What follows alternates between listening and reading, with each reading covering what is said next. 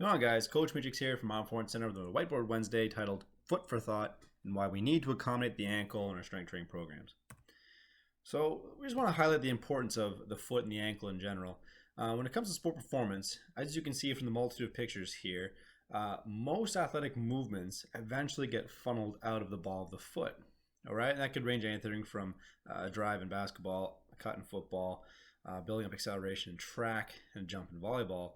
Right? Although we tend to drive a lot of force from the hip, we have to understand the fact that we will eventually funnel that force out the foot and into the ground. So to kind of give you a breakdown of the ankle complex, we have a couple of images here just to outline the diversity of the foot. So on the right picture, we have the bones that make it up, the phalanges, tarsals, heel bone, and the two shin bones.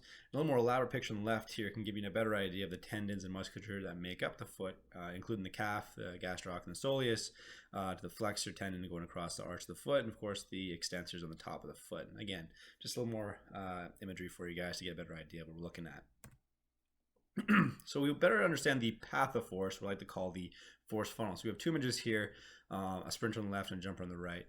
Looking at the first picture on the left, the sprinter has great technique. He's driving his legs down and back into the ground. Now, although he is driving force from his hip, we have to remember that the force being produced from the hip gets funneled down into the foot, as highlighted by the blue circle here, and it's essentially the ball of the foot, or more specifically the big toe, that is driving force into the ground for that ground to push back. All right, so keep that in mind, that although the force is generated in the hip, it gets funneled into the foot to get pushed into the ground.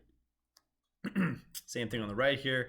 The woman that's loading up her jump, she's building up energy and force into the ground itself. But again, that force being generated into the ground is coming from the hip and funneled out to the foot. And of course, when that ground pushes back to propel her upward, you can see it leaves the big toe or the ball of the foot to allow her to propel upwards, right? So understanding this path of the force funnel.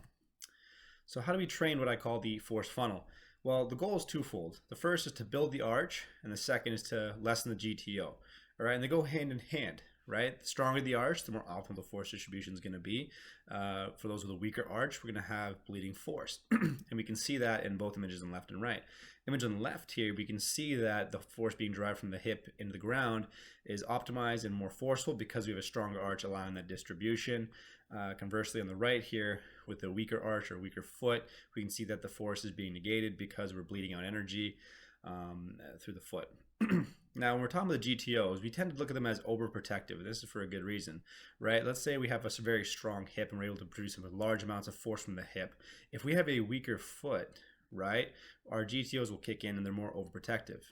Okay, so essentially we say, wow, we have a lot of force coming out of the hip. Our foot cannot handle that force being put in the ground, therefore we lessen it or we bleed it out. Okay, by training the arch, right, and training tempos in the braking system, not only are we allowed to build up a stronger arch, right, the strength and musculature of the foot, we're also able to actually reduce the GTOs and reduce inhibition. So it allows us to not only use the force more optimally, but allows us to actually release that force into the ground without having our GTOs being overprotective of them.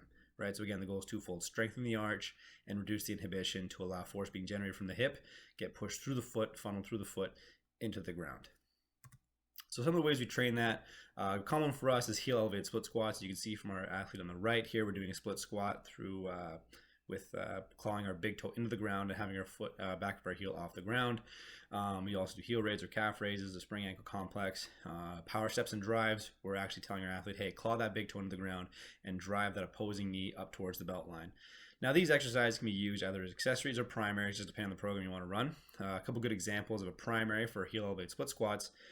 We use a hand assisted on the rack and a safety bar. We're actually able to load that bar up and have our athlete train that arch of the foot very strong, again, in a safe manner, right? Again, it just depends on the program you want to run and how you want to do it and what time of year it is. But again, all good examples you guys can use in your foot training program. That's it for this presentation, guys. Thanks for tuning in. As always, if you have any questions, email us at info@ironperformance.ca or follow us on social media, Facebook, Twitter, and Instagram. Till next time, take care.